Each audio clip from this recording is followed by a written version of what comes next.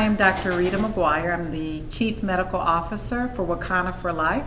I'm an obstetrician gynecologist in Chicago and excited to be here filming live from Waikiki, Hawaii at the NMA conference. And I'm excited to talk about what I'm presenting tomorrow to the obstetrician gynecologist here in Hawaii, and that's cannabis and the use in the OB-GYN patient. Okay, doctor, so we're talking about cannabis, CBD. Can you explain the differences first between cannabis, CBD, and your everyday sticky icky weed that people, may get on the street? Is there a difference? What is the difference? Absolutely, yes. So let's start with cannabis. Cannabis is the family which has two species. One species is the hemp and the other species is the marijuana. Now the hemp species is the non-psychoactive part of the plant, meaning that it has a high level of CBD or cannabidiol and a very low level of THC, which is tetrahydrocannabinol, as we know as THC. The other species is the marijuana part, and that's high in THC and very low in CBD. Now what we talk about, our traditional understanding of weed is very different from what we are going to be speaking about today. Things that we find in our community off the street is many times laced with synthetic fentanyl, rat poison, a lot of other additives, but the organic regulated medical marijuana that you find in a medical marijuana dispensary versus CBD that is extracted from the hemp plant, the non-psychoactive part, are three different distinctive important things that you should understand about cannabis. So my role is to help physicians here at the NMA to get on the other side of knowledge as it relates to the medicinal benefits of cannabis. Okay. Can you talk about some of the true medicinal benefits? So the cannabis plant has been used medicinally since 2737 BC. It's been used for childbirth pain, for migraines, for chronic pain, for nausea and vomiting. And it wasn't until 1964, a scientist, he was an Israeli scientist, he's still living, Raphael Mechoulam, he discovered THC. And in discovering THC and how it actually worked in the brain and caused the high, he discovered something called the endocannabinoid system. And the endocannabinoid system is what is important to understand on how the cannabinoids that are produced by the plant, cannabinoids that are produced endogenously from our body, and those receptors work to keep our body in homeostasis. And what we find is when our body is out of balance, when those endogenous cannabinoids that our body produces, like anandamide and 2-AG, when those are deficient, that's when disease entities occur. That's when insomnia, anxiety, arthritis, inflammation, all of these things that we see as chronic illnesses today are actually deficiency in the endocannabinoid system. And so this is something that they didn't teach us in medical school. In the last 2.5 years, I've researched the plant. I've studied the plant extensively. I've used cannabis in my practice for the last 2.5 years. And what you're finding is that this plant has been used medicinally for centuries. But when prohibition happened in the early 1930s, that's when we really lost its use medicinally as well as industrially to our everyday lives. Okay. So how would a pregnant woman go about using this for some of those symptoms that you mentioned earlier? Well, our College of American, College of OB-GYN, we have several publications that don't endorse the use of marijuana. But what we do find in the inner city where I practice is many patients are using cannabis that is found and bought on the street. Mm-hmm. And when we see those patients using that type of cannabis, we see issues. As in any person that would use cannabis that is from an unregulated source. I mean, simply you don't know what you're getting when you purchase cannabis from Pookie down the street, right? You may again be getting synthetic fentanyl, which can kill you, rat poison, and other fillers. So what happened is that there was a study that was done in 1985, and it was a study that followed women in Jamaica that used ganja, that used cannabis. And what that study showed is that those women that use cannabis every single day for morning sickness or discomfort, they followed those children that were born to those moms. And what they found is those children did better cognitively as well as motor skills versus the women that didn't smoke ganja every day during their pregnancy. So these studies, unfortunately, are not studies that are done by the FDA or regulated by the FDA, because cannabis on a federal level is illegal. So we don't see the research that we need to see, but anecdotal studies do show that cannabis to date has killed no one.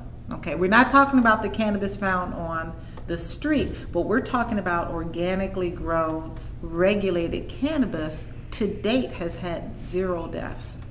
That is important to know, because now we see and face with the opioid epidemic, we're seeing 130 people die every day from opioids like Vicodin and Percocet and methadone, but we've not seen 1 death from cannabis. And that's because of the receptors, again, in the part of the brain, the medulla part of the brain that regulate the respiratory centers, are activated when someone takes too much fentanyl or Vicodin.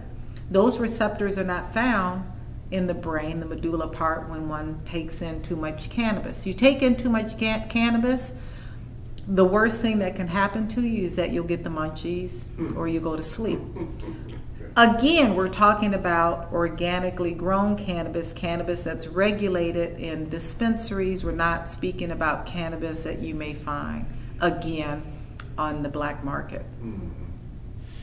So, as far as we'll talk about your company as well, why is it important for African Americans to get involved in the business of cannabis? So we are the only minority female-owned CBD company in Illinois. For African American, launched our company called Wakana, not Wakanda, but Wakana.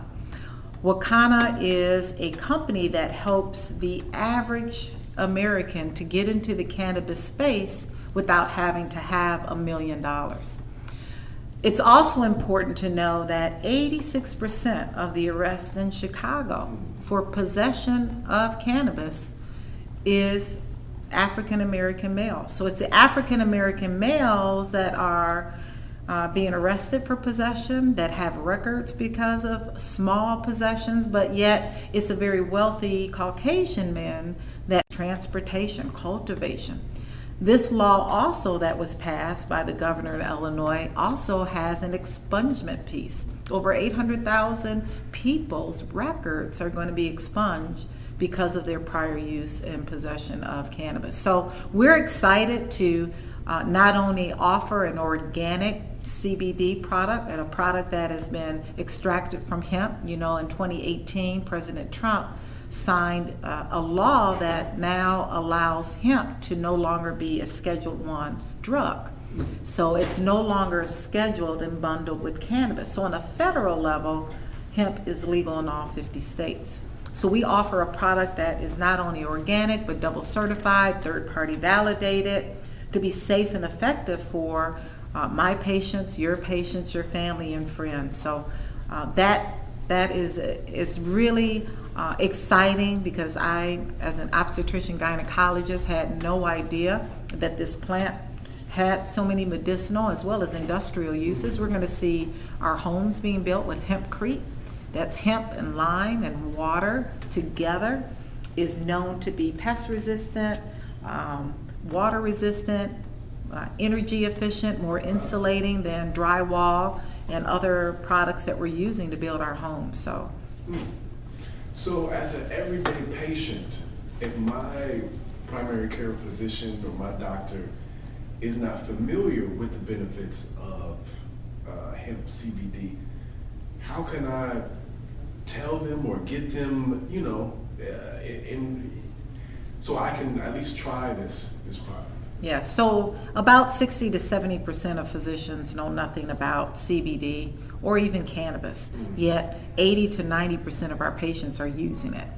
Now, the FDA is not regulating yet CBD. And we'll see CBD everywhere. You can find CBD at the gas station, at the beauty shop, at the smoke shop. But not all CBD is made equally. We're seeing now that there are a lot of companies that are marketing CBD products, but it's really hemp seed. Hemp seed contains no CBD. Hemp seed oil is rich in omega-3, 6, and 9, but doesn't contain CBD. So you're finding people that will tell you CBD doesn't work. So it's important to have a high quality, potent, effective CBD product like we have at Wakana that not only is double certified and third party tested for any heavy metals, any mold, any pesticides, but a product that contains the legal limit of THC. The legal limit of THC is 0.3%. And we're finding companies either have a product with no CBD or they'll have a product with 100% THC. That's a problem because then your patients, your family members may fail their urine drug screening if they have those at their place of their organization of where they work. So it's important to align yourself with a reputable company like we have at Wakana, a company that takes pride in researching the source. It's important to know what the source is because hemp is a bioaccumulator. And what that means is that if it's grown in soil that's not organic, it can start accumulating toxins that may be nearby. So making sure that the source is organic, making sure the source has license to grow hemp, making sure the source is compliant under the state agriculture department, making sure that the source is compliant with the 2018 Farm Bill, and making sure that the source is industrial hemp registered. All of these things are important to educate your patients, to educate consumers, because consumers really don't know what they're looking at in a product. It's important that the company is transparent like we are, having certificates of analysis that shows that every batch is tested for its potency and safety. So there's a lot of education that we do as a company. We have what we call focus groups twice a week in Chicago. We have focus groups that are done online. And our platform is really to educate our community about how this plant can be amazing as far as medicinal uses. Okay. And another question, is there an age limit for CBD? So we know that CBD really made its debut in 2013, 2014. Two things happened. One thing was that Dr. Sanjay Gupta made a declaration and he said we were systematically misled about this plant. The second thing that happened during that time was a little girl named Charlotte Fiji. Charlotte Fiji is a little girl that has Dravet syndrome. That's a syndrome very rare where children have between 300 to 500 seizures a week.